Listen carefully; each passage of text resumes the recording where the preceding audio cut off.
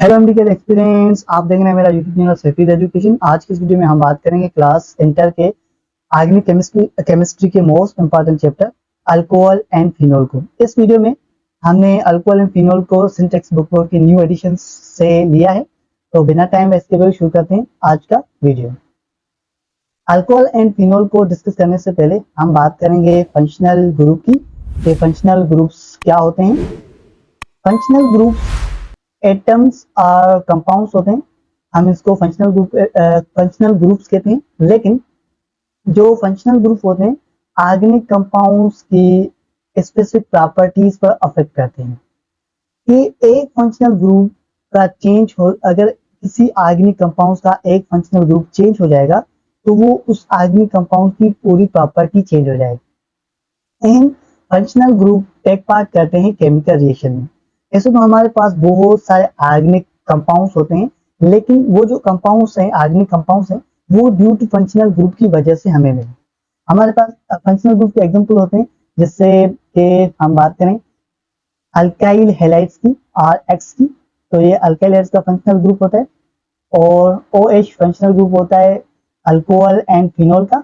और इसी तरीके से आर ओ आर जो फंक्शनल ग्रुप होता है वो ईथर का फंक्शनल ग्रुप होता है।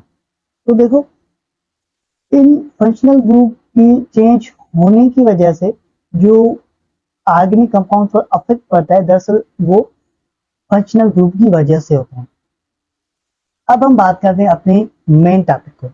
हमारे पास ऐसे 3 क्लासेस हैं जिनके फंक्शनल ग्रुप में ऑक्सीजन कंटेन करता है, उन्हें हम कहते हैं जिसमें इंक्लूड में अल्कोहल, फिनोल एंड ईथर। ये 3 ऐसे ऑर्गेनिक कंपाउंड्स हैं जिनके फंक्शनल ग्रुप में हमें ऑक्सीजन कंटेनिंग मिलेगी। ओके, अल्कोहल एंड फिनोल को अगर हम देखें तो अल्कोहल एंड फिनोल को हम ड्राइव करते हैं by replacing one hydrogen atom of water. Water का एक हाइड्रोजन को रिप्लेस करेंगे by with alkyl group and aryl group से विद रिस्पेक्टिवली। जी विवास, तो हम हाइड्रोजन को रिप्लेस करेंगे अल्काइल में विद अल्काइल ग्रुप से, अल्कोहल्स में विद अल्काइल ग्रुप से, एंड फिनोल्स की हाइड्रोजन को हम रिप्लेस करेंगे विद एराइल ग्रुप से। बट जो ईथर है वो रिप्लेस करता है बोथ हाइड्रोजन से, मतलब हाइड्रोजन को रिप्लेस करता है विद अल्काइल ग्रुप से एंड एराइल ग्रुप से। नाउ जो alkyl alcohols and phenols and their ethers have wide range in industrial as well as medical pharmaceutical applications। इसका मतलब है कि इन तीनों ऑर्गेनिक कंपाउंड्स का रोल होता है इंडस्ट्रियल में एंड मेडिसिन में। मिथेनॉल जो बिलोंग करता है अल्कोहल से, एंड इथेनॉल भी ये भी बिलोंग करता है अल्कोहल से। ये गुड होते हैं फॉर कार फ्यूल्स के लिए and with high octane rating. इसका मतलब ये कि ये नॉकिंग प्रोड्यूस नहीं करते। And isopropyl is also example of alcohol. ये कॉमन सैनिटाइजर कहलाता है। Ethylene glycol is frequently used in automotive antifreeze में इसको इस्तेमाल किया जाता है इथाइलिन को। जबकि phenol is a oldest mild antiseptic. ये एक ओल्ड मिल्ड एंटीसेप्टिक होता है agent. Ethers are known for the anaesthetic properties. ये ईथर जो है इसको बेहोश किसी को बेहोश होने के लिए इस्तेमाल किया जाता है ईथर को। लेकिन ethanol ethanol has used by humans since pre history. इंसान की तारीख में ये जो इथेनॉल है वो इंसान से इस्तेमाल किया जाता था। However, it was first prepared synthetically in 18th century by Michael Fred। ये इथेनॉल, सबसे पहले इथेनॉल को माइकल फ्रेड ने 18th सेंचुरी में डिस्कवर किया।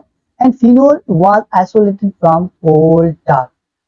फिनोल को कोल टार से आइसोलेटेड किया गया in the mid of 18th century, whereas the ether was first synthesized by distillation process of sulfuric acid with ethanol in the mid 15th century।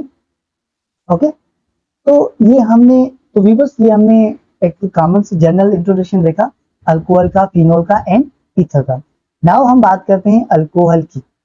जो alcohols होते हैं, alcohols is a class of organic compounds, ये organic compounds की class होते हैं which in which hydroxyl group attached on aliphatic carbon, ये main point है। यहाँ पर क्या है, जो OH ग्रुप है वो अटैच होगा एलिफेटिक कार्बन एटम्स के एटम्स से। They are classified according to number of hydroxyl group. तो अल्कोहल को क्लासिफाई किया गया है उसके हाइड्रोक्सिल ग्रुप्स के अकॉर्डिंग। इन मॉलिक्यूल्स में मोनोहाइड्रिक अल्कोहल, अगर किसी अल्कोहल में एक OH ग्रुप होगा तो हम उसको कहेंगे this is a monohydric alcohol. और इसी तरीके से अगर किसी अल्कोहल में 2 हाइड्रोक्सिल ग्रुप पाए जाएंगे तो हम कहेंगे ये डाइहाइड्रोक्सिल ग्रुप कहलाएगा, अल्कोहल कहलाएगा। And are present in the molecule, these are identified as dihydric and is a. अगर 3 से ज्यादा मॉलिक्यूल्स हाइड्रोक्सिल के मिलेंगे किसी भी अल्कोहल में तो हम उसको पॉलीहाइड्रिक अल्कोहल कहते हैं। ये अल्कोहल के एग्जांपल्स हैं। मोनोहाइड्रिक अल्कोहल्स के एग्जांपल है इथेनॉल और methanol. Ethylene example is a dihydric alcohol and glycerol is example of trihydric alcohol. तो व्यूअर्स, ये थी अल्कोहल की classification. Then monohydric alcohol represented by general formula ROH। ये अल्कोहल मोनोहाइड्रिक अल्कोहल का general formula होता है और इसका एक और जनरल फार्मूला है CnH2n + 1OH। This is also general formula of monohydric alcohol. Monohydric alcohol को फर्दर क्लासिफाइड किया गया है प्राइमरी अल्कोहल में, सेकेंडरी अल्कोहल में एंड टर्शियरी अल्कोहल में। अब ये क्या होता है इनको भी हम देखते हैं, लेकिन ये तीनों डिपेंड करते हैं upon by the hydroxyl group that जो अटैच होता है primary, secondary and tertiary carbon atom से। हमें कैसे पता चले कि कौन सा अल्कोहल प्राइमरी अल्कोहल है, सेकेंडरी अल्कोहल है या फिर टर्शियरी अल्कोहल है? तो उसके लिए याद रखिएगा,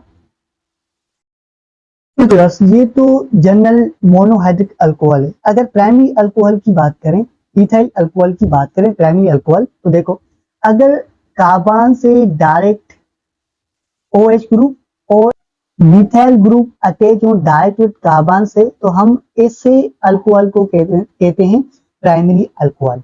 and secondary alcohol OH group and 2 और मिथाइल ग्रुप्स अटैच होते हैं डायरेक्ट विद कार्बन से तो ये कहलाता है सेकेंडरी अल्कोहल। एंड इसी तरीके से अगर 3 मिथाइल ग्रुप अटैच हो डायरेक्ट कार्बन से तो ये कहलाता है टर्शियरी अल्कोहल।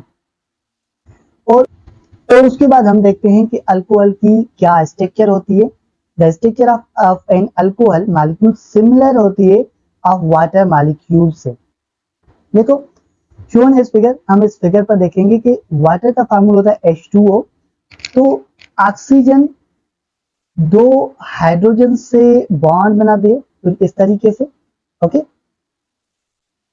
और इसमें क्या है कि ऑक्सीजन के ऊपर 2 अनशेयर्ड पेयर ऑफ इलेक्ट्रॉन्स होते हैं। और इसी तरीके से अल्कोहल की स्ट्रक्चर भी सेम ही कुछ इस तरीके से होती है।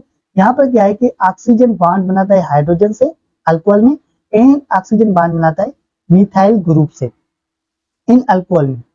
तो रीड करते हैं, देखो the carbon atom which bonded to hydroxyl group in sp3 hybridised. जो कार्बन इस हाइड्रोक्सिल ग्रुप से बॉन्ड बनाता है वो sp3 हाइब्रिडाइज होगा। The oxygen of atom OH group is also sp3 hybridised. Oxygen atom utilize its 2 sp3 hybridized with information of sigma bond। जब oxygen अपने 2 sp3 hybridized को यूज करती है, यूटिलाइज करती है तो वो सिग्मा बॉन्ड बनाती है। लेकिन विद कार्बन के साथ and hydrogen atom while the remaining 2 sp3 hybridized atom oxygen contain 1 lone pair of electron। इसमें क्या है कि एक loan pair of electron contain होता है ऑक्सीजन में। The carbon and hydroxyl bond angle बनाते हैं 108.9 इन अल्कोहल की बात करें एंड विच इज स्लाइटली जो थोड़ा सा ग्रेटर होता है, हायर होता है देन वाटर मॉलिक्यूल से। तो व्यूअर्स, ये हमने स्ट्रक्चर देखी अल्कोहल की, और उसके बाद फिजिकल प्रॉपर्टीज की बात करते हैं अल्कोहल की। ये क्या होती है physical properties? Alcohol of lower molecules mass up to butanol. Butanol पर अल्कोहल्स का जो मास होता है वो लोअर होता है, एंड जो अल्कोहल्स होते हैं वो कलरलेस होते हैं, इनका कोई भी कलर नहीं होता, और अल्कोहल्स लिक्विड इन नेचर में होते हैं विद कैरेक्टरिस्टिक स्वीट स्मेल। इसमें स्वीट स्मेल भी होती है।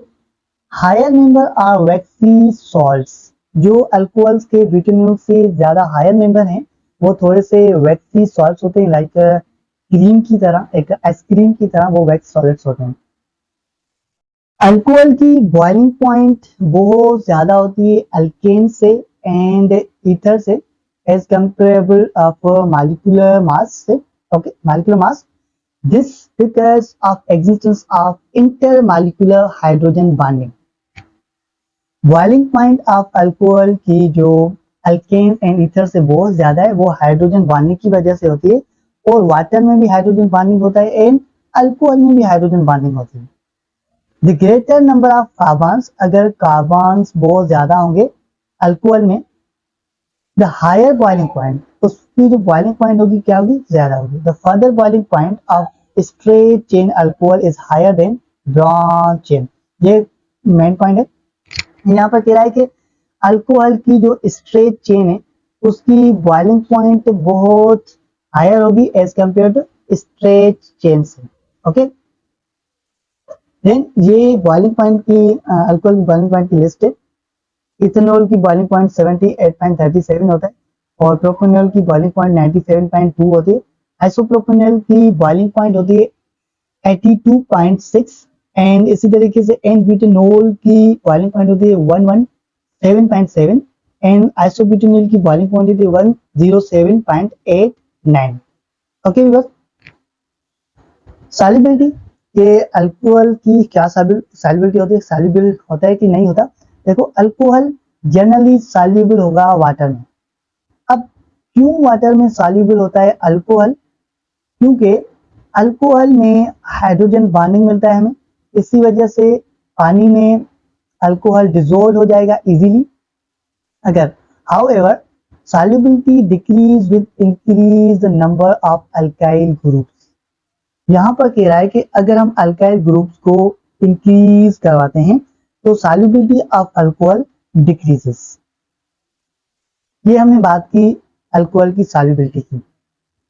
देन एसिडिटी ऑफ अल्कोहल, के अल्कोहल की क्या एसिडिटी होती है? Alcohols are generally classified as weak acid. ये मेन पॉइंट है कि जो अल्कोहल्स होते हैं वो वीक एसिड होते हैं, क्योंकि ये एबिलिटी टू डोनेट करते हैं, ये अपने प्रोटॉन को डोनेट करते हैं टू अ स्ट्रॉन्ग बेस से। अगर स्ट्रॉन्ग बेस से लाइक NaOH है, ये एक स्ट्रॉन्ग बेस है, अगर अल्कोहल इससे रिएक्ट करता है तो अल्कोहल कहलाएगा एक weak acid. The acidity of alcohol is determined by stability of resulting alkoxide ion से। अल्को ऑक्साइड आयन से, अल्को ऑक्साइड एक आयन होता है, अल्काइल रेडिकल ग्रुप होता है। आफ्टर अल्कोहल डोनेट्स प्रोटॉन, जब अल्कोहल अपने प्रोटॉन्स को डोनेट करते हैं, as compare to tertiary and secondary. Tertiary and secondary के कंपेयर में देखें तो प्राइमरी अल्कोहल्स मोर स्टेबल होते हैं, हाईली स्टेबल होते हैं। Alkoxide ions making them relatively more acidic. जो अल्को ऑक्साइड होते हैं वो इसको ज्यादा एसिडिक बना देते हैं।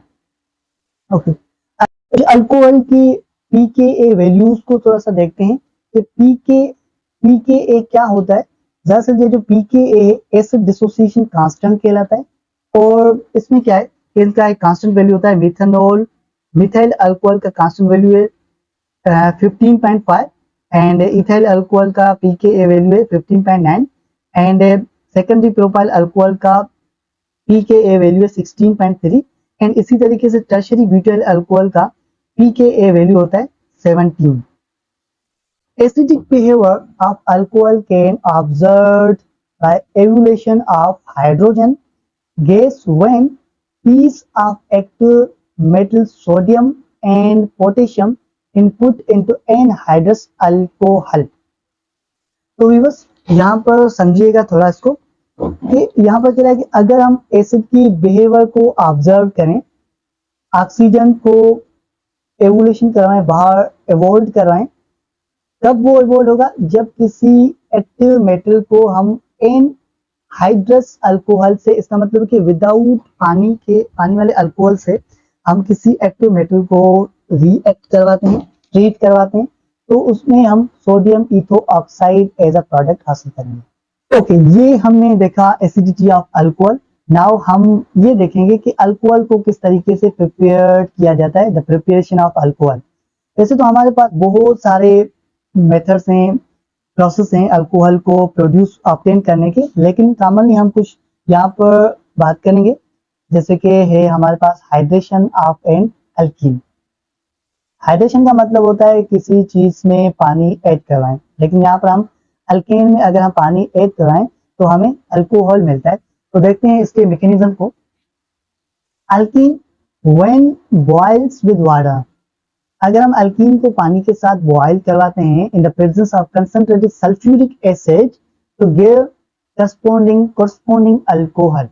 देखो, हमने इथीन को पानी से बॉयल करवाया, ऐड करवाया in the presence of high concentration of sulphuric acid and 100 centigrade temperature पर, तो हमें इथाइल अल्कोहल की प्रोडक्ट मिली जो कि एक किस्म का अल्कोहल है। Okay, then hydrolysis of alkyl halide. Alkyl halide जो साल्ट को प्रोड्यूस करते हैं, हेलोजन हम कहते हैं जो साल्ट प्रोड्यूसर्स होते हैं, लेकिन इसकी अल्काइल हैलाइड की ये सिंबल है अल्काइल हैलाइड का। ओके, तो when an alkyl halide is heated, जब अल्काइल हैलाइड को हम हीट करवाते हैं विद एन एक्वस अल्कली, इन दोनों में से कोई एक सब्सटेंस लेंगे, कास्टिक सोडा और potassium hydroxide, it gives corresponding alcohol, ये भी हमें अल्कोहल ऑब्टेन प्रोडक्ट करके प्रोड्यूस करके देंगे। देखो इसका मैकेनिज्म, इथाइल क्लोराइड को, इट मींस अल्काइल हैलाइड को हम रिएक्ट करवाते हैं कास्टिक सोडा से, तो हमें प्रोडक्ट मिलती है ethyl alcohol. Okay, in the presence of water. Of Grignard reagent with aldehyde and ketone. इस रिएक्शन में हम देखेंगे ग्रिग्नार्ड रिएजेंट को एल्डिहाइड एंड कीटोन के साथ। फर्स्ट हम देखते हैं कि ये ग्रिग्नार्ड रिएजेंट क्या होता है। ये जो ग्रिग्नार्ड रिएजेंट है ये अल्काइल मैग्नीशियम एंड इसके साथ कोई भी हैलाइड अटैच होगा तो हम इसको रिएजेंट, ग्रिग्नार्ड रिएजेंट कहते हैं। नार्ड रिएजेंट रिएक्ट करता है फॉर्म एल्डिहाइड एंड एसिटाल्डिहाइड से एंड एसीटोन मॉलिक्यूल से, तो ये हमें क्या प्रोड्यूस करके देते हैं? Primary, secondary and tertiary alcohol respectively. Like इसका मतलब ये कि फॉर्म एल्डिहाइड हमें प्रोड्यूस करके देगा प्राइमरी अल्कोहल, एसिटाइल एल्डिहाइड हमें प्रोड्यूस करके देगा secondary alcohol and acetone produce करता है टर्शियरी अल्कोहल को। इसका मतलब ये हुआ। ओके, इसका ये मैकेनिज्म है। देखो, ग्रिग्नार्ड रिएजेंट रिएक्ट करता है किसी फॉर्म एल्डिहाइड से तो वो प्रोड्यूस करता है अल्कोहल। देखो, इनको हम वन बाय वन के यहाँ पर डिस्कस करते हैं। पहला, preparation of primary alcohol, secondary alcohol and tertiary alcohol. When जब ग्रिग्नार्ड रिएजेंट रिएक्ट करता है फॉर्म एल्डिहाइड से तो वो हमें प्रोड्यूस करके देता है प्राइमरी अल्कोहल। जब ग्रिग्नार्ड रिएजेंट रिएक्ट करेगा किसी एसिटाल्डिहाइड इथेनॉल के साथ तो वो प्रोड्यूस करता है सेकेंडरी अल्कोहल एंड इसी तरीके से जब एसीटोन ग्रिग्नार्ड रिएजेंट से रिएक्ट करता है तो वो प्रोड्यूस करता है टर्शियरी अल्कोहल को। टर्शियरी अल्कोहल को इसका मैकेनिज्म देखेंगे तो कुछ इस तरीके से बनेगा कि this is a Grignard reagent and this is acetone. जब ये आपस में रिएक्ट करेंगे तो कुछ हमें प्रोडक्ट मिलेंगी, तो उस प्रोडक्ट को हम इस तरीके यहाँ पर देखेंगे कि ये जो यहाँ पर क्या हो रहा है कि ये जो मैग्नीशियम ब्रोमाइड है ये बाइंड हो रहे हैं ऑक्सीजन के साथ, तो और ये जो मिथाइल ग्रुप रहेगा ये अटैच होगा इसके साथ, और फर्दर अगर हम इसकी हाइड्रोलाइसिस करवाएंगे तो हमें 2 methyl 2 propanol as a product मिलेंगे। And reduction of aldehyde and ketone. Reduction का मतलब क्या होता है? रिडक्शन का मतलब होता है एडिशन ऑफ हाइड्रोजन। यहाँ पर क्या होगा कि aldehyde and ketone bye reduce जो अल्कोहल प्रोड्यूस करेंगे by using any one of them of the following 2 methods. पहले हम देखेंगे hydrogenation of aldehyde and ketone at high temperature. इसका टेम्परेचर जो होगा हाई होगा इन द प्रेजेंस ऑफ, ये हम यहाँ पर कैटलिस्ट इस्तेमाल करते हैं निकल, प्लेटियम एंड प्लेटियम। तो इसमें हमें अल्कोहल प्रोड्यूस्ड होगा। And second part, the reaction of aldehyde and ketone with a reducing agent like lithium aluminium hydride के साथ जब ये रिएक्ट करते हैं तो ये अल्कोहल बना प्रोड्यूस करते हैं।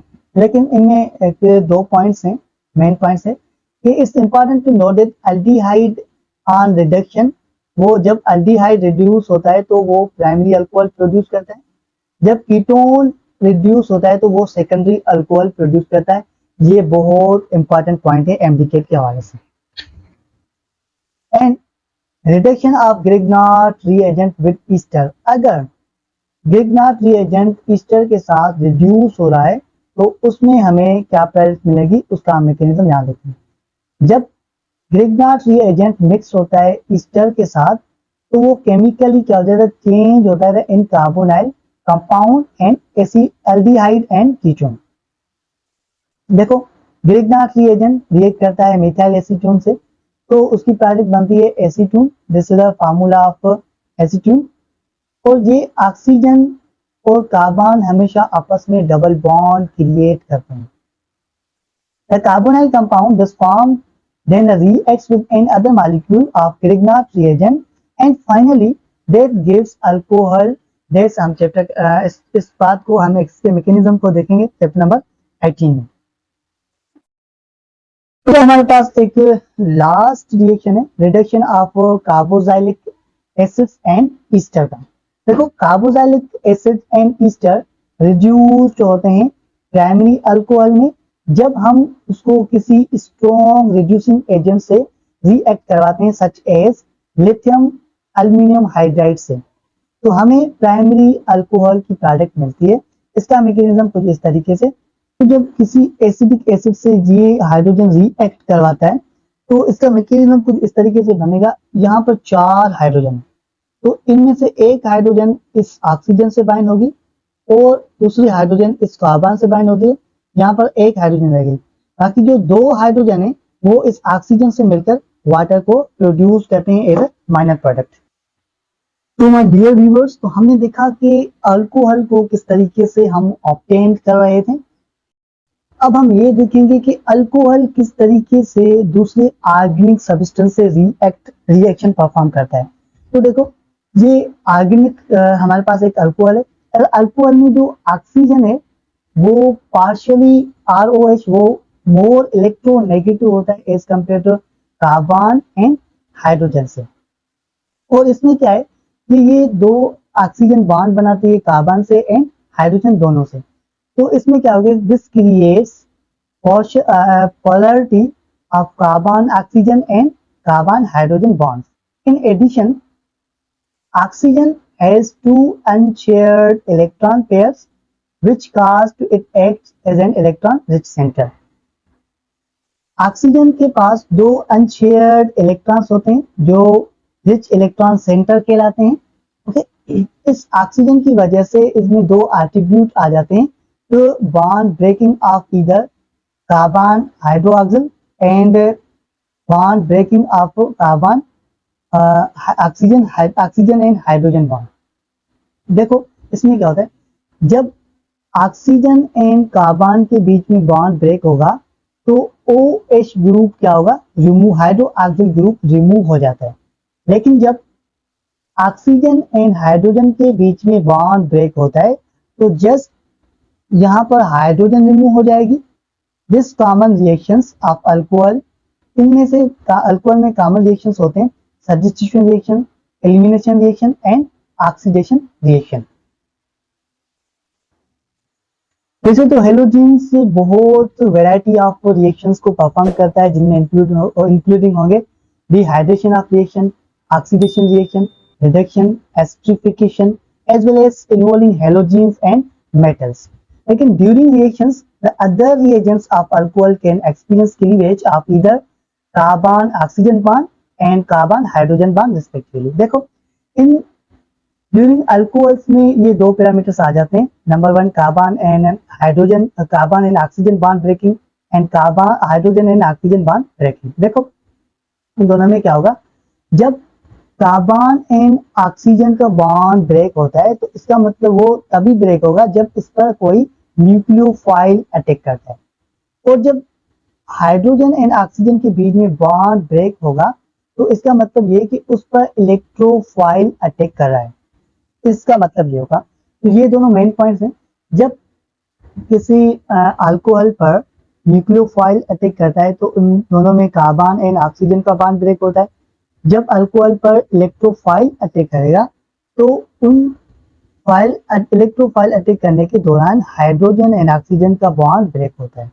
लेकिन इन दोनों की टाइप्स ऑफ बॉन्डिंग ब्रेकिंग में डिफरेंट होता है। अगर देखो यहाँ पर भी वही बात कह रहा है कि अगर इलेक्ट्रोफाइल अटैक करेगा अल्कोहल पर तो उनमें ऑक्सीजन में हाइड्रोजन का बॉन्ड ब्रेक होता है। अगर न्यूक्लियोफाइल अटैक करेगा अल्कोहल पर तो कार्बन एंड ऑक्सीजन का बॉन्ड ब्रेक होता है। लेकिन इस दौरान इस अल्कोहल की ऑर्डर ऑफ रिएक्टिविटी चेंज हो जाती है। देखो अगर इलेक्ट्रोफाइल अटैक करता है अल्कोहल पर तो उसमें primary alcohol is highly reactive, then secondary and tertiary. अगर न्यूक्लियोफाइल अटैक करता है अल्कोहल पर तो इसमें tertiary alcohol highly reactive, then secondary and primary alcohol. तो हमारे पास पहला रिएक्शन है अल्कोहल का रिएक्शन विद हेलोजन एसिड्स के साथ इन द प्रेजेंस ऑफ कैटालिस्ट। ये कैटालिस्ट यूज होते हैं इन दिस रिएक्शन में। Zinc chloride ethyl alcohol react करेगा हाइड्रोक्लोरिक एसिड के साथ तो प्रोड्यूस इथाइल क्लोराइड। तो व्यूअर्स इसका मैकेनिज्म देखते हैं कि किस तरीके से ये रिएक्शन परफॉर्म होता है। HCl react with ethyl chloride in the presence of zinc chloride to produce ethyl chloride. The mixture of concentrated hydrochloric acid with the zinc chloride is that's known as Lucas reagent. ये बहुत काम की point है। यहाँ पर कह रहा है कि अगर concentrate of hydrochloric acid and zinc chloride का आपस में मिक्सचर बनेगा तो हम उसको कहेंगे लुकास रिएजेंट। एंड ये इस्तेमाल होता है primary, secondary and tertiary alcohols को एक दूसरे से डिस्टिंग्विश करने में हेल्प करता है। और रिएक्शन है the reaction with SOL2 and phosphorus trihalide. हम SOL2 को थाइनोल क्लोराइड भी कहते हैं। It gives corresponding alkyl halide. Okay, ये हमें alkyl halide as a product तौर पर देगा। ओके, ये दोनों रिएक्शन इसमें क्या हो रहा है कि फास्फोरस ट्राइक्लोराइड रिएक्ट करेगा इथाइल क्लोराइड के साथ तो हमें इथाइल क्लोराइड प्रोडक्ट मिलेगी, और थायोल क्लोराइड रिएक्ट करता है इथाइल क्लोराइड से तो हमें इसमें भी क्या होगा, ethyl chloride as a product मिलेगी। और हमारे पास रिएक्शन है एसिड कैटालाइज्ड डिहाइड्रेशन। डिहाइड्रेशन का मतलब होता है कि इसमें पानी एलिमिनेट होगा। देखो इथाइल अल्कोहल को हम रिएक्ट कराएंगे, डिहाइड्रेशन कराएंगे in the presence of high concentration hydrosulphuric acid and उसका टेम्परेचर होगा 170 सेंटीग्रेड। तो इसमें क्या होगा, जब पानी इसमें से एलिमिनेट होता है तो हमें प्रोडक्ट मिलती है इथीन। ओके, देखो व्हेन, यहाँ पर हम थोड़ी सी रीड कर लेते हैं कि when alcohol heated with concentrated sulfuric acid at 170 centigrade it undergoes dehydration process, और ये कहलाता है डिहाइड्रेशन प्रोसेस। रिजल्टिंग में क्या होगा कि हमें अल्कीन एज अ प्रोडक्ट मिलेगी और इस प्रोसेस में वाटर एलिमिनेट हो जाता है। In this case, the acid catalyzed dehydration of alcohol is given below. यहाँ पर tertiary alcohol highly eliminate dehydration reaction perform करेगा as compare to secondary and primary alcohol से। देन ऑक्सीडेशन ऑफ रिएक्शन, इसमें कह रहा है कि प्राइमरी सेकेंडरी ऑक्सीडाइज होता है in the presence of strong oxidizing agents की मौजूदगी में, और एसिडिफाइड करता है potassium dichromide and potassium permanganate which gives carbolic acid through an aldehyde, and ketone is an intermediate। और इसका मैकेनिज्म ये है कि प्राइमरी अल्कोहल रिएक्ट कर रहा है एसिटाल्डिहाइड से, तो हमें प्रोडक्ट मिलती है एसिडिक एसिड, और इसी तरीके से सेकेंडरी अल्कोहल रिएक्ट करता है किसी एसीटोन से, तो उसकी हमें प्रोडक्ट मिलती है इथेनोइक एसिड, और इथेनोइक एसिड को हम एसिटिक एसिड भी कहते हैं। ये और ये प्रोडक्ट एक ही पॉइंट, एक ही बात है, ये दोनों प्रोडक्ट सेम ही है। और हम बात करते हैं टर्शरी अल्कोहल की, तो टर्शरी अल्कोहल कोई भी ऑक्सीडाइज परफॉर्म नहीं करता। क्यों नहीं परफॉर्म करता? क्योंकि इनमें कोई भी हाइड्रोजन प्रेजेंट नहीं होता, इसी वजह से कोई भी ये oxidise can't be oxidise with tertiary alcohol and ketone and aldehyde. Okay, since oxidation of ketone involve होता है breaking of carbon carbon sigma bond, and ये बहुत स्लो प्रोसेस होता है। उसके बाद हम बात करते हैं क्लीवेज ऑफ 1 to 2 डायोल्स। ये 1 to 2 डायोल्स क्या होता है? अल्कोहल मॉलिक्यूल इन विच 2 हाइड्रोक्सिल ग्रुप अटैच होता है ऑन पोजीशन, उसकी पोजीशन होगी, अगर हाइड्रोक्सिल ग्रुप एक 1 पोजीशन पर होगा एंड दूसरा हाइड्रोक्सिल 2 पोजीशन पर होगा, तो हम इसको कहेंगे 1 to 2 डायोल, या हम इसको कहते हैं विजिनल डायोल। ओके, जब 1 to 2 डायोल और विजिनल डायोल ट्रीट करता है, रिएक्ट करता है विद पर आयोडिक एसिड से, तो वो ऑक्सीडेटिव क्लीवेज कहलाती है बिटवीन कार्बन 1 एंड 2 एटम्स के दरमियान। रिजल्टिंग में क्या होगा कि फॉर्मेशन ऑफ 2 कार्बोनाइल मॉलिक्यूल बनते हैं, और ये जो कार्बोनाइल मॉलिक्यूल्स हैं वो एल्डिहाइड भी हो सकता है एंड कीटोन भी हो सकता है, लेकिन ये डिपेंड करता है अल्काइल ग्रुप से जो अटैच होता है किसी कार्बन एटम से। बेयरिंग हाइड्रोक्सिल ग्रुप्स, ओके, तो ये बेयर करता है कार्बोहाइड्रल ग्रुप्स। इसमें क्या होगा इन दिस रिएक्शन, इस रिएक्शन में क्या होगा कि क्लोरिक एसिड रिड्यूस होगा इनटू आयोडिक एसिड में। मिसाल के तौर पे हम बात करते हैं इथाइन की, इथाइन ग्लाइकोल 1 to 2 इथेनोडायोल ब्रोकन होता है इनटू 2 फॉर्म एल्डिहाइड मॉलिक्यूल, अगर ये ट्रीट करेगा पर आयोडिक एसिड से। ओके, उसका ये मैकेनिज्म है, 1 to 2 डायोल रिएक्ट करेगा पर आयोडिक एसिड से, तो हमें प्रोडक्ट मिलेगी formaldehyde. Okay viewers, then हम देखेंगे कि अल्कोहल को कहां पर इस्तेमाल किया जाता है। तो देखो, अल्कोहल, ये जो मिथेनॉल है ये अल्कोहल से बिलोंग करता है। अल्कोहल का एग्जांपल है methanol, is used as antifreeze solution. ये एंटीफ्रीज सॉल्यूशन के लिए इस्तेमाल किया जाता है।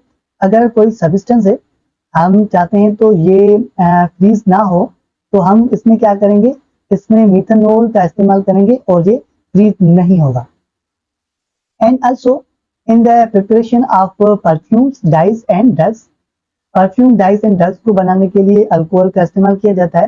Second point, ethanol is used as a raw material, हम इसको रॉ मटेरियल के तौर पर इस्तेमाल करते हैं in the synthesis of variety of organic compound such as gums, resins and tinctures. ये एक सब्सटेंस होता है जो कि लिक्विड फॉर्म में होगा, chloroform, esters and acetone, and last में एसिड। इस मटेरियल को बनाने के लिए हम इथेनॉल को, इन सारे सब्सटेंस को बनाने के हम इथेनॉल को इस्तेमाल करते हैं। एंड लास्ट इसका इस्तेमाल ये है, the mixture of isopropyl alcohol in water is used for rubbing alcohol antiseptic.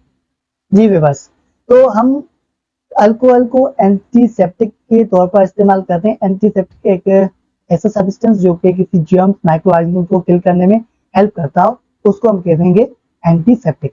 तो वीवर्स, ये यहाँ पर अल्कोहल की टॉपिक यहाँ पर वाइंड अप हो गई। देन हमारे पास है फिनोल। अल्कोहल एंड फिनोल में बस थोड़ा सा डिफरेंट होता है। जो अल्कोहल हमने देखा कि अल्कोहल रिंग एलिफेटिक कंपाउंड से अटैच हो रहा था, लेकिन जो फिनोल है इसका भी फंक्शनल ग्रुप हाइड्रो ऑक्सिल ग्रुप होता है, लेकिन ये डायरेक्टली अटैच होता है बेंजीन रिंग से, जिसे हम कहेंगे phenol. The parent compound of this family monohydroxybenzene which is also known as carbolic acid और बेंजीनोल। ये देखो स्ट्रक्चर, देखो यहाँ पर ये बेंजीन रिंग कहलाती है और इस बेंजीन रिंग से हाइड्रोक्सिल ग्रुप डायरेक्ट अटैच है, तो हम इसको कहेंगे दिस इज अ फिनोल, बल्कि नॉट, ये अल्कोहल नहीं है। ओके, और अल्कोहल की तरह हम हाइड्रोक्सिल ग्रुप के बेस पर हम अल्फिनोल को भी क्लासिफाइड करते हैं in monohydric phenol, dihydric phenol and trihydric phenol. ये फिनोल की बेंजीनोल स्ट्रक्चर है, कॉमन जनरल कॉमन रिंग है फिनोल की, हम इसको बेंजीनोल भी कहते हैं। तो ये पोजीशन अर्थो कहलाती है और ये मेटा और ये लास्ट में पैरा आती है। अगर हाइड्रोक्सिल ग्रुप अर्थो पर अटैच है तो वो फिनोल कहलाता है केटिकोल, एंड अगर ये हाइड्रोक्सिल ग्रुप मेटा पर अटैच हो तो वो रिसोर्सिनोल कहलाता है। और इसी तरीके से अगर हाइड्रोक्सिल ग्रुप अटैच हो अर्थो एंड मेटा पर तो वो पायरोग्लिल फिनोल कहलाएगा। और ये हाइड्रोक्विनोन फिनोल है। अगर हाइड्रोक्सिल ग्रुप एक दूसरे के सामने अटैच हो तो वो कहलाता है हाइड्रोक्विनोन। और देन हमारे पास है स्ट्रक्चर ऑफ फिनोल, और हम बात करेंगे स्ट्रक्चर ऑफ फिनोल की। तो in molecule of phenol the carbon atom of aromatic ring is attached with hydroxyl group. The oxygen of atom in hydroxyl group is sp3 hybridized, जबकि जो carbon है aromatic ring का वो sp2 hybridise, इसकी hybridisation sp2 होगी, and sp2 sp3 hybridise, sp2 hybridise sigma bond is formed between oxygen of hydroxyl group and carbon atom in aromatic ring। इसका मतलब ये कि sp3 sp2 सिग्मा बॉन्ड बनाती है between carbon and hydroxyl and carbon of the aromatic ring के दरमियान। Carbon oxygen and hydrogen के बीच में जो बॉन्ड बनता है उनकी बॉन्ड एंगल होती है 109, जो अप्रोक्सीमेटली ऑलमोस्ट सेम होती है bond angle of tetrahedral geometry shape से। और due to non bonded electron, oxygen में दो नॉन बॉन्डेड इलेक्ट्रॉन्स होते हैं और इस ऑक्सीजन इसी की यही रीजन है जो इसकी शेप टेट्राहाइड्रोन से एग्जिस्ट करती है इन बैंड शेप में। तो उसके बाद हमारे पास नेक्स्ट पॉइंट है physical properties of phenol. The physical state, the pure phenol जो होता है वो व्हाइट क्रिस्टलाइन सॉलिड में होता है एट रूम टेम्परेचर पर, जबकि ये रेड कलर में बन जाता है अगर कोई ऑक्सीडाइज इम्प्योरिटीज प्रोडक्ट हम इसमें ऐड करवाते हैं, तो ये जो फिनोल है व्हाइट क्रिस्टलाइन सॉलिड ये रेड कलर में बन जाता है। और बॉइलिंग पॉइंट की अगर हम बात करें फिनोल की, तो बॉइलिंग पॉइंट ऑफ फिनोल बहुत हाई होती है दैट अदर कंपाउंड से of comparable size, because the presence of hydroxyl group enable करता है फिनोल को to form hydrogen bond with other phenol molecule से। यही वजह है, यही काजेज है, यही रीजन है कि जो फिनोल की बॉइलिंग पॉइंट है वो बहुत ज्यादा होती है as compare to other organic compound से। टॉक्सिसिटी ऑफ फिनोल, फिनोल जो होते हैं वो बहुत ज्यादा टॉक्सिक होता है, पॉइजनस नेचर होगा, जो कोरोसिव कर देता है, जो कोरोसिव इन नेचर में होगा। When it comes into contact with skin, अगर ये इस स्किन पर लग जाता है तो it can lead to severe burns, वहां वो टिश्यूज को डैमेज कर देता है और वहां बर्निंग होना स्टार्ट होती है। Solubility of phenol, the hydroxyl group attach होता है एरोमेटिक रिंग से, ये हमें पता है कि हाइड्रोक्सिल ग्रुप अटैच होता है एरोमेटिक बेंजीन रिंग से, जो अलो करता है हाइड्रोजन बॉन्ड, जो हाइड्रोजन बॉन्ड मेक क्रिएट करता है विद वाटर मॉलिक्यूल के साथ, दैट्स व्हाई इसीलिए it's as soluble in water. Alcohol की तरह फिनोल भी पानी में सॉल्युएबल सोल हो जाता है। Acidity of phenol, phenol is a fairly acidic, यह भी एसिडिक नेचर में होता है। It reacts with an alkali और alkali metal to form salt. जब phenol alkali and alkali metal से ट्रीट करता है तो वो सॉल्ट को प्रोड्यूस करेगा। देखो फिनोल रिएक्ट करता है एक बेस कास्टिक सोडा से, तो वो सोडियम फिनो ऑक्साइड की प्रोडक्ट देगा, लेकिन उनमें माइनर प्रोडक्ट बनेगी वाटर की।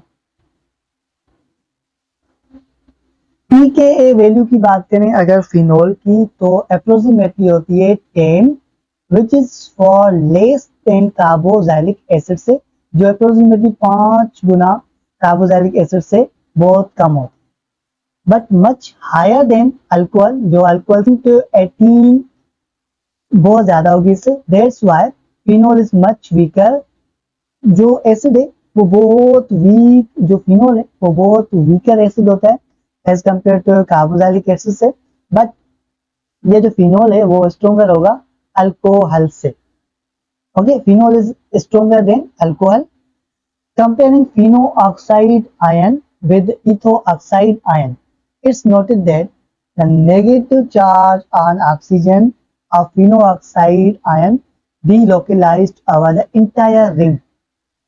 अगर pheno oxide ion को कंबाइन किया जाए, कंपेयर किया जाए इथो ऑक्साइड से, तो यहाँ पर जो नेगेटिव ऑक्सीजन चार्ज बेरर है वो डीलोकलाइज्ड होना स्टार्ट करेगी पूरी रिंग में थ्रू अ प्रोसेस। इस प्रोसेस को हम रेजोनेंस कहते हैं, that make Fino oxide ion stable, और ये फिनो ऑक्साइड आयन को स्टेबल बना देते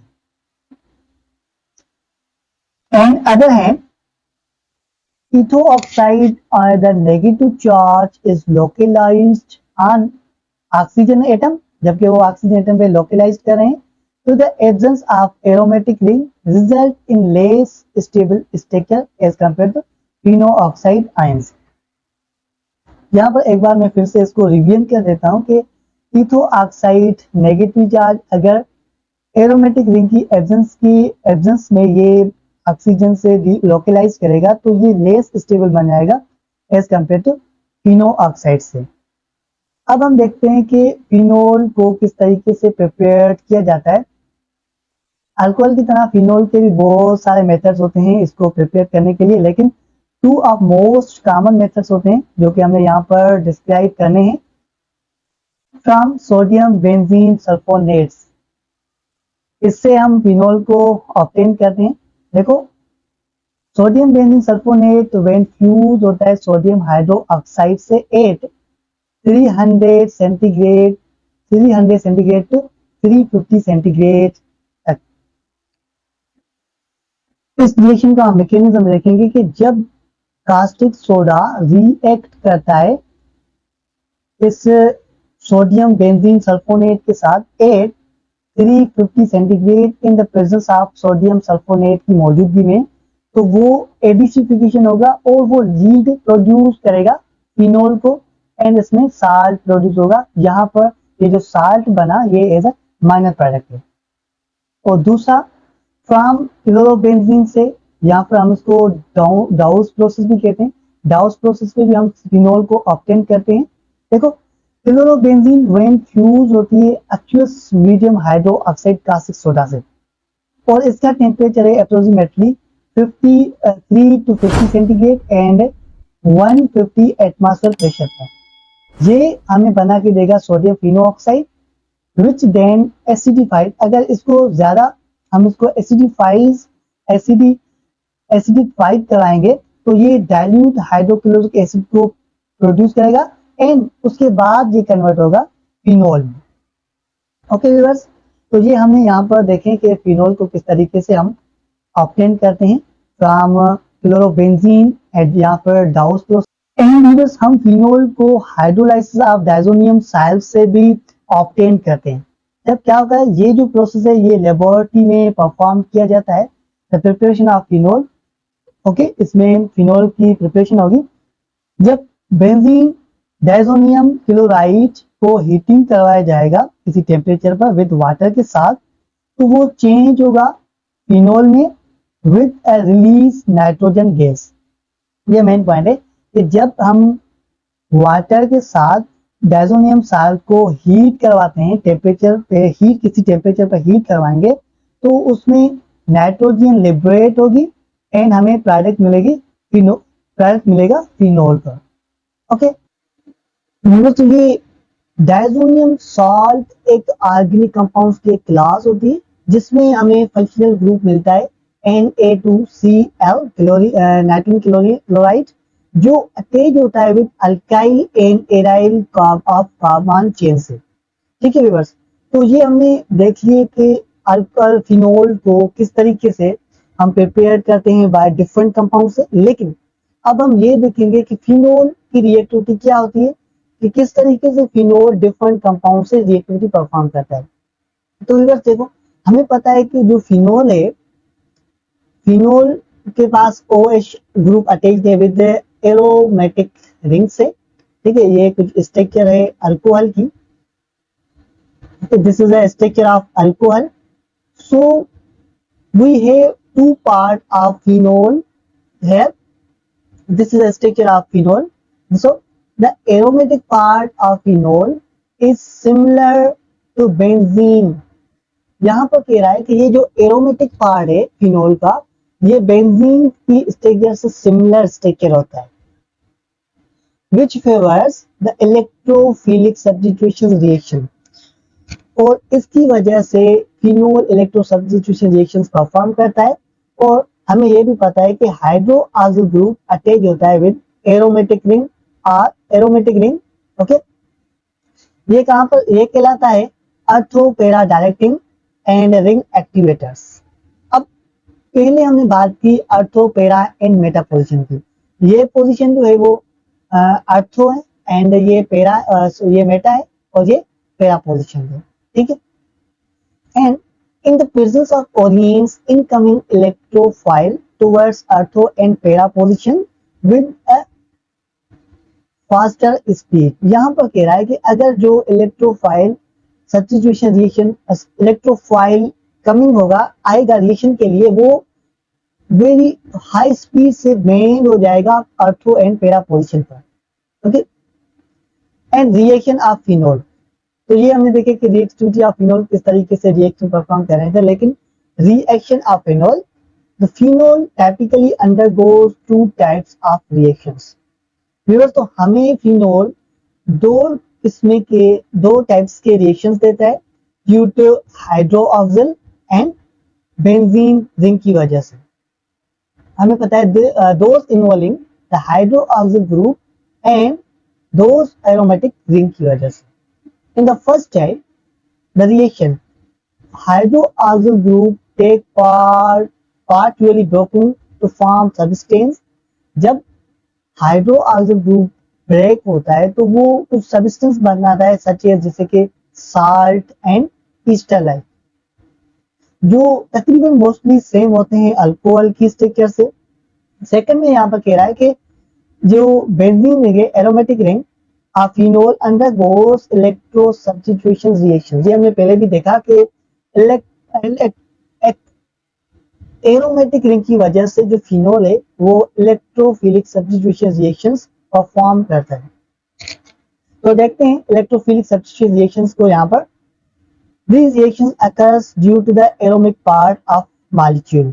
ओके, ये हमने पहले भी देखा कि एरोमेटिक पार्ट की वजह से ये इलेक्ट्रोफिलिक सब्स्टिट्यूशन रिएक्शन परफॉर्म किया जा रहा है। लेकिन मोस्ट कॉमन इलेक्ट्रोफिलिक सब्स्टिट्यूशन जो रिएक्शंस है हमारे पास, उनमें इंक्लूड में nitration, sulphonation and halogenation. First of all come to the nitration. जब हम डाइल्यूट हाइड्रोनाइट्रिक एसिड को फिनोल से ट्रीट करवाते हैं, रिएक्ट करवाते हैं एट 25 सेंटीग्रेड टेम्परेचर पर, तो वो हमें ऑर्थो नाइट्रोफिनोल की प्रोडक्ट देगा approximately 55% and para nitrophenol produce होगा 45%। लेकिन उसमें वाटर प्रोड्यूस होता है एज अ माइनर प्रोडक्ट। और अगर हम फिनोल को हाई कंसंट्रेटेड नाइट्रिक हाइड्रोनाइट्रिक फिनोल से रिएक्ट करवाते हैं तो वो हमें पिक्रिक एसिड बना के देता है। Picric acid is produce a product in when, जब हम फिनोल ट्रीट करते हैं हाई कंसंट्रेटेड नाइट्रिक एसिड से, तो उसमें क्या प्रोड्यूस होता है, पिक्रिक एसिड। और पिक्रिक एसिड का आईपैक नेम है 2,4,6 ट्राइनाइट्रोफिनोल। देखो यहाँ पर ये है नाइट्रो, ये 2 पोजीशन पर है, ये 4 पोजीशन पर है और ये 6 पोजीशन पर। और इसमें हमने ये भी देखा कि इसमें 3 मॉलिक्यूल अटैच है, 1 2 3। तो 2 4 6 ये इनकी पोजीशन हो गई। एंड ये जो ट्राई है ये प्रीफिक्स है, tri nitrophenol also known as picric acid. ये जो पिक्रिक एसिड होता है ये येलो इन कलर में होता है। यहाँ पर लिखा हुआ है कि picric acid IUPAC name 2,4,6 trinitrophenol, ये येलो इन कलर में होता है, mostly in crystalline solid. Okay, so ज्यादातर इसमें से ये क्वेश्चन नहीं आता। तो बस ये है nitration of phenol. Then sulphonation, इसका मतलब ये है कि व्हेन फिनोल ट्रीट करता है सल्फ्यूरिक एसिड के साथ, it gives phenol sulphonic acid. However, ये जो रिलेटिव ये दोनों टेम्परेचर पर डिपेंड कर, this is the most argument depend upon temperature. देखो टेम्परेचर पर किस तरीके से डिपेंड करता है, मैं उसको देखते। इसके 2 पार्ट है। देखो अगर हम हाइड्रोसल्फ्यूरिक एसिड को रिएक्ट करवाते हैं फिनोल के साथ 20 सेंटीग्रेड टेम्परेचर पर, तो उसमें हमें प्रोडक्ट मिलेगी 2 हाइड्रोक्सिल बेंजीन सल्फोनिक एसिड। और वो दूसरे पार्ट में ये कह रहा है कि अगर फिनोल रिएक्ट करवाया जाए हाइड्रोसल्फ्यूरिक एसिड से 8, लेकिन उनके टेम्परेचर में डिफरेंट होगा, 800 सेंटीग्रेड, तो हमें 2 hydroxyl benzene sulphonic acid product नहीं मिलेगी। लेकिन यहाँ पर 4 हाइड्रोक्सिल बेंजीन सल्फोनिक एसिड यहाँ पर मिलता है, क्योंकि हमने देखा कि ये सल्फोनेशन वो डिपेंड कर रहा था ऑन द टेम्परेचर पर। Okay, and we have halogenations. Phenol if reacts with aqueous bromine, it produces 2,4,6 trinitrophenol. देखो यहाँ पर कह रहा है कि अगर फिनोल 3 मालिक्यूल ब्रोमो से ट्रीट करता है तो वो हमें प्रोडक्ट देता है 2,4,6 trinitrophenol and hydrophenol as a product. देखिए, phenol react with bromine in carbon tetrachloride, it gives mixture of ortho and para bromophenol. This is main point. अच्छा, तो इसका मैकेनिज्म हम देखते हैं कि किस तरीके से इसका मैकेनिज्म होता है। देखो यहाँ पर कह रहा है कि अगर फिनोल के साथ टेट्राक्लोराइड रिएक्ट करवाया जाए तो वो हमें एक मिक्सचर देता है अर्थो एंड पैरा ब्रोमोफिनोल की। Okay, and last the reaction with sodium metal. अच्छा, इस सेक्शन में हमें व्यूअर्स तो हमें पता है जो फिनोल होते हैं वो एसिडिक कंपाउंड होता है and hydrogen atom its hydrogen part ionisable होता है फिनोल में। तो just phenol when react with highly active metal जैसे कि sodium is a highly active metal होता है, तो सोडियम डोनेट करता है एक electron to the its oxygen. यहाँ पर इसका मैकेनिज्म हम देखेंगे। तो जब ये ऑक्सीजन को इलेक्ट्रॉन प्रोवाइड करता है सोडियम, तो उसमें एक प्रोडक्ट बनती है सोडियम फिनो ऑक्साइड। ओके, जो मोस्ट इंपॉर्टेंट है intermediate synthesis of various organic compounds के लिए। देखो इसका मैकेनिज्म कि ये एक्टिव मेटल है, ये हाईली एक्टिव मेटल जो कि एक इलेक्ट्रॉन डोनेट कर रहा है हाइड्रोक्सिल ऑक्सीजन से। ओके, तो ये हमें प्रोडक्ट बना के देगा सोडियम फिनो ऑक्साइड। ठीक है व्यूअर्स, तो ये हमने रिएक्शंस देखे कुछ। एंड फिनोल का एक और रिएक्शन है ऑक्सीडेशन ऑफ फिनोल। ऑक्सीडेशन का मतलब होता है इसमें ऑक्सीजन ऐड करवाएंगे फिनोल में। In this reaction the potassium dichromides act as oxidizing agent. यहाँ पर कह रहा है कि ये जो पोटेशियम डाइक्रोमाइड है यहाँ पर ऑक्सीडाइजिंग एजेंट तौर पर इस्तेमाल किया गया है, लेकिन ये जो हाइड्रोसल्फ्यूरिक एसिड है ये यहाँ पर सर्व करा है एज अ कैटलिस्ट। जब फिनोल ऑक्सीडाइज होगा तो yellow coloured benzoquinone is form, this is a conjugated diketone, और इसको हम कॉन्जुगेटेड डाइकीटोन भी कहते हैं। ओके तो यहाँ पर हमने देख लिया कि फिनोल किस तरीके से अदर सब्सटेंस से रिएक्ट कर रहा था और कौन कौन सी प्रोडक्ट हमें बना के दे रहा था। तो then we are talking about difference between alcohol and phenol, कि अल्कोहल एंड फिनोल में क्या कहाँ डिफरेंट होता है। देखो हमें पता है कि अल्कोहल एंड फिनोल का जो फंक्शनल ग्रुप है वो अप्रोक्सीमेटली सेम ही है, लेकिन उसकी जो अटैचमेंट की पोजीशन है वो डिफरेंट है। देखो फंक्शनल ग्रुप दोनों का, हाइड्रोक्सिल ग्रुप अल्कोहल में ऑफ अल्काइल कार्बन अटैच होता है ROH कार्बन से, एंड फिनोल में OH हाइड्रोक्सिल ग्रुप अटैच हो रहा था एरोमेटिक बेंजीन रिंग से। ओके इन दोनों में ये डिफरेंट है। Hydrogen bonding can form intermolecular hydrogen bonding, ये जो अल्कोहल है ये हमने देखा कि ये इंटरमॉलिक्यूलर हाइड्रोजन बॉन्डिंग बना रहा था, जबकि ये फिनोल जो है वो वेरी स्ट्रॉन्ग हाइड्रोजन बॉन्डिंग बना रहा है एज कम्पेयर टू अल्कोहल के। दोनों की अगर बॉइलिंग पॉइंट की बात करें तो जनरली अल्कोहल की बॉइलिंग पॉइंट लोअर होती है देन फिनोल से, और जो फिनोल की बॉइलिंग पॉइंट होती है वो हायर होती है अल्कोहल से। एसिडिटी, और हमने ये भी देखा कि जो अल्कोहल है वो वीक एसिड था, जबकि वो स्ट्रॉन्ग किसी बेस से रिएक्ट कर रहा था, मोस्टली कास्टिक सोडा से। तो इसकी जो पीके वैल्यू है वो हायर होगी, एंड ये स्ट्रॉन्ग एसिड है और इसका जो पीके वैल्यू है वो बहुत लो होता है। सॉल्युबिलिटी इन वाटर, दोनों सॉल्युबल होते हैं पानी में।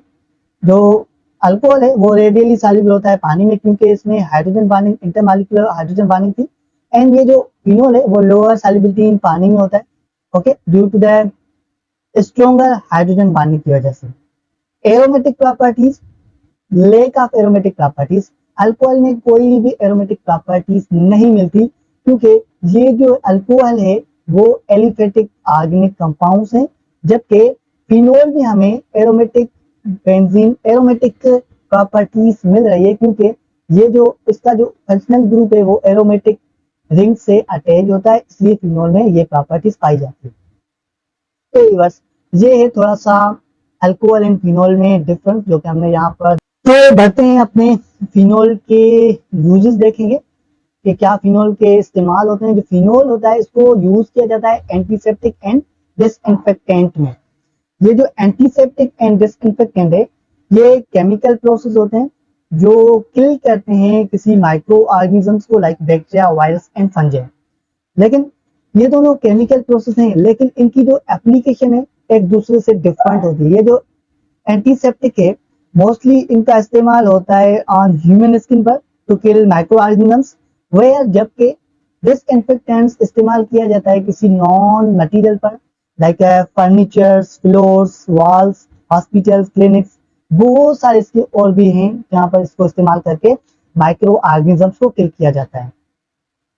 दूसरा इस्तेमाल है फिनोल का, it is used in the manufacture of soaps. ये सोप्स को बनाने के लिए इस्तेमाल किया जाता है।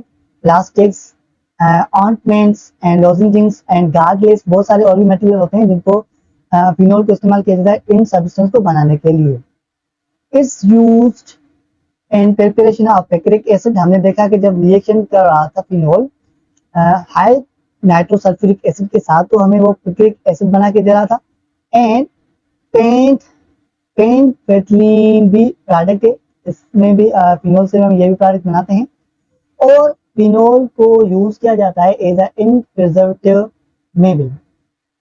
तो उसके बाद हम देखते हैं identification test for alcohol and phenol, कि अल्कोहल फिनोल की क्या आइडेंटिफिकेशन होती है, इनके कुछ टेस्ट की जाती हैं। जैसे कि हमारे पास फर्स्ट टेस्ट है सोडियम मेटल टेस्ट। तो इसमें क्या है कि जब अल्कोहल रेडियली रिएक्ट करवाया जाता है सोडियम मेटल से एट रूम टेम्परेचर पर, तो वो हमें सोडियम अल्को ऑक्साइड बना के देता है, एंड इसमें हाइड्रोजन गैस क्या होती है, लिबरेट होती है, रिलीज होती है। इसमें देखो दरअसल ये जो यहाँ पर फिनोल है ये फिनोल नहीं है, अल्कोहल है। अल्कोहल सोडियम से रिएक्ट करता है एट रूम टेम्परेचर पर, तो इसमें हाइड्रोजन गैस लिबरेट होगी और इसकी प्रोडक्ट बनेगी ये वाली जो कि यहाँ पर आएंगे। तो ये इंडिकेट करता है in the presence of alcoholic group in a given organic molecule. Then ester test alcohol when heat with acidic acid. जब अल्कोहल को हम एसिडिक एसिड से हीट करवाते हैं in the presence of a high concentrated hydrosulfuric acid, तो in the small amount of concentrated hydrosulfuric acid में तो ये हमें ईस्टर बना के देता है एंड इसमें पानी लिबरेट होगा, रिलीज होगा। देखो फ्रूटी स्मेल ऑफ ईस्टर, इसमें जो ईस्टर की जो फ्रूटी स्मेल है वो इंडिकेट करती है alcohol group in the given organic molecule में। इसमें फ्रूटी स्मेल होगी ईस्टर में, जिससे हमें इंडिकेट कर रहा है कि इसमें alcoholic group given organic molecule. देखो test for identification of phenol, पीछे हमने देखा कि ये हमने अल्कोहल की टेस्ट देखी, जिसमें सोडियम मेटल टेस्ट कराई एंड ईस्टर टेस्ट कराई, लेकिन यहाँ पर हम फेरिक क्लोरिक टेस्ट कराएंगे फिनोल के लिए। जब यहाँ पर गिरा कि when freshly prepared aqueous solution, एक सॉल्यूशन हमारे पास फ्रेशली प्रिपेयर्ड है जो फेरिक क्लोराइड एड करवाते हैं विद फिनोल से, तो it forms ferric Fino oxide complex. ये हमें फेरिक फिनो ऑक्साइड कॉम्प्लेक्स बना के देता है and 3 molecule of hydrochloric acid releases. The appearance of violet, blue and purple coloration indicate इनके इस सॉल्यूशन का जो कलर होगा वो violet, blue and purple in colour में होगा। ये इंडिकेट कर रहा है the formation of complex identifies in the presence of phenol. Okay well, ये टेस्ट हो गई फेरिक क्लोराइड्स की टेस्ट में। एंड ब्रोमाइन वाटर टेस्ट, जब हम ब्रोमीन ऑफ वाटर को रिएक्ट करवाते हैं फिनोल से, तो क्या होगा कि यहाँ पर electrophilic substitution reaction takes place होगा और इसमें occurs on ortho and para position पर electro substitution reaction takes place होता है। तो इसमें हमें क्या मिलेगा, तो ये जो ब्रोमीन का कलर है, ब्राउन कलर जो होगा, ब्रोमीन का ब्राउन कलर डिसअपियरेंस होना स्टार्ट करेगा and white precipitate of 2,4,6 tribromophenol appearance होना स्टार्ट करेगा साइमल्टेनियसली एंड ये आइडेंटिफाइज करा रहा है कि in the presence of phenol की। ठीक है व्यूअर्स, ये हमने इनकी दोनों की आइडेंटिफिकेशन टेस्ट देख ली, फिनोल एंड अल्कोहल। यहाँ पर फिनोल अल्कोहल वाइंड अप हो गए। देन हमारे पास है ईस्टर। ओके, ये जो ईस्टर है ये भी oxygen containing compound organic compound है। ओके, इसको भी यहाँ पर हम डिस्कस कर लेते हैं। Easter is organic compounds having general formula ROR, R यहाँ पर अल्काइल रेडिकल है। ओके, तो क्या है इसकी प्रॉपर्टी ये है कि O ऑक्सीजन अटैच होता है 2 अल्काइल रेडिकल ग्रुप से। Commonly use as a solvent, हम इसको सॉल्वेंट के तौर पर इस्तेमाल करते हैं इन केमिकल रिएक्शंस में। Symmetrically are simple ethers that both groups are simple type of pairs, जबकि unsymmetrical ether mixed with consist of 2 different groups में mixed होते हैं। इसका मतलब इस तरीके से बनेगा, जब symmetrical ether mixed होता है unsymmetrical ether से तो वो 2 different groups बनेगा, एक उनमें से symmetrical है, दूसरा उनमें से unsymmetrical group प्रोड्यूस होता है। Then we are talking about the structure of ether, के ईथर की क्या स्ट्रक्चर होती है। देखो, geometry of ether molecule is band shaped. Ether की जो जियोमेट्री शेप होती है वो बैंड शेप होती है, सिमिलर होती है अल्कोहल एंड वाटर की स्ट्रक्चर से।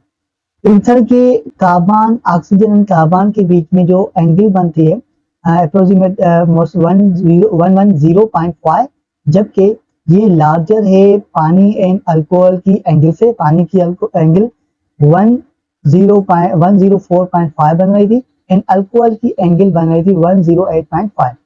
द हाइब्रिडेशन ऑफ ऑक्सीजन, जो ईथर में ऑक्सीजन है उसकी हाइब्रिडाइजेशन जो होती है वो sp3 हाइब्रिडेशन होती है, जबकि कार्बन की हाइब्रिडेशन डिपेंड करती है nature of substituents of group alkyl and aryl group पर, जो अटैच होते हैं ऑक्सीजन एटम से।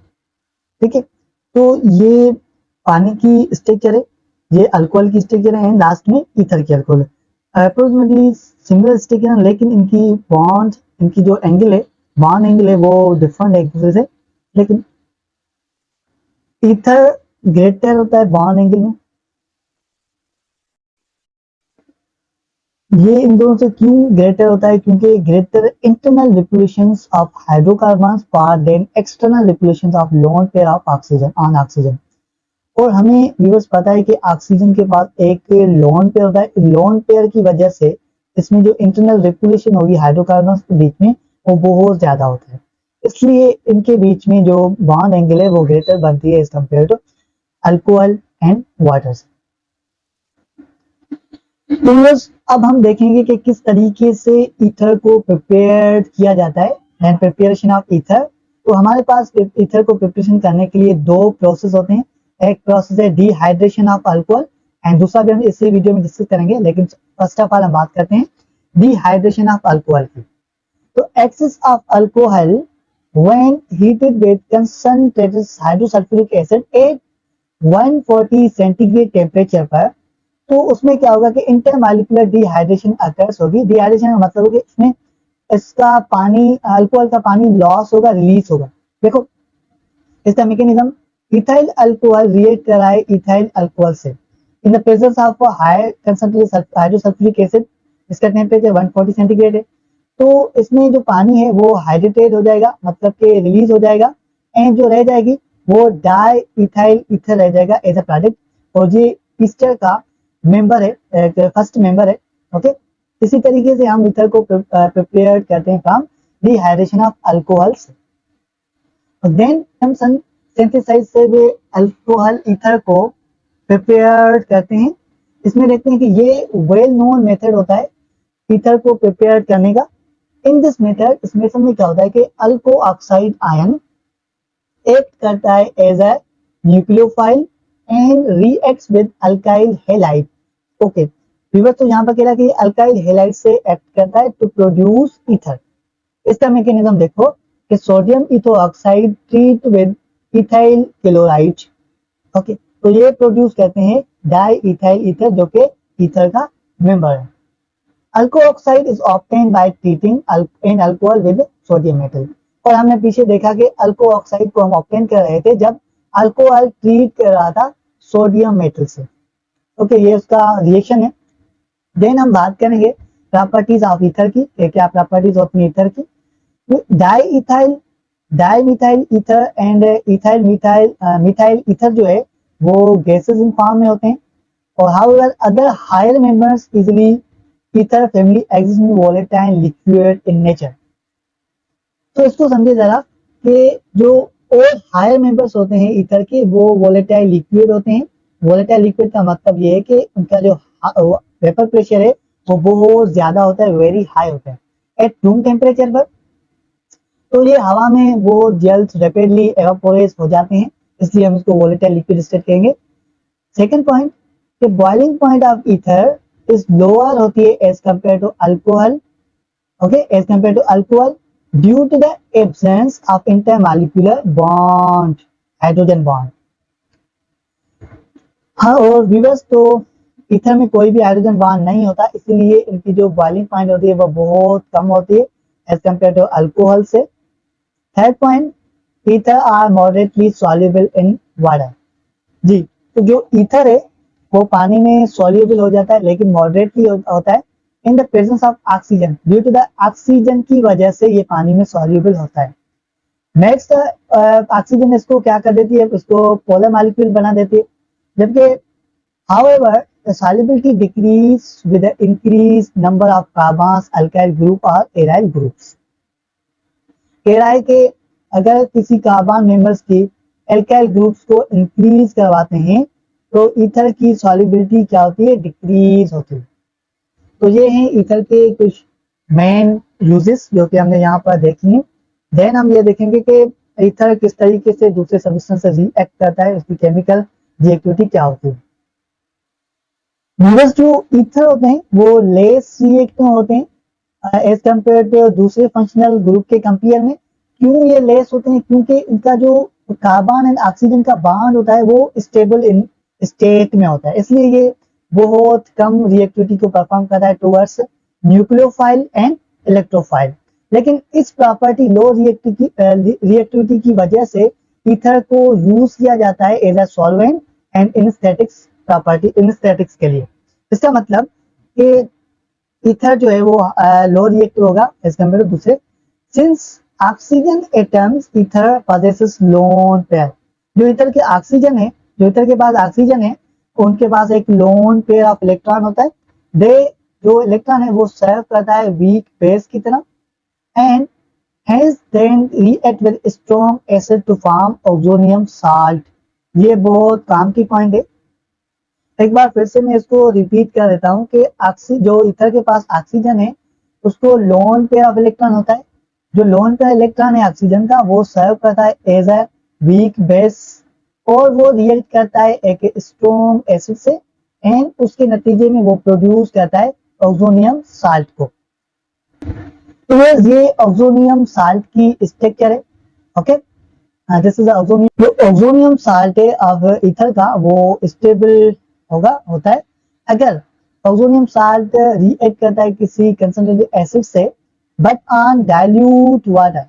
तो इसमें क्या होगा कि वो डिसोसिएट होगा and reform ether and acid को रिफॉर्म करेगा। यही रीजन है कि जो वाटर है इज स्ट्रोंगर होता है देन लुईस एसिड से एंड ईथर से। ओके व्यूअर्स, तो इसके बाद हम देखेंगे यूजेस ऑफ ईथर के क्या इस्तेमाल होते हैं। ईथर को हम एज अ सॉल्वेंट तौर पर इस्तेमाल करते हैं।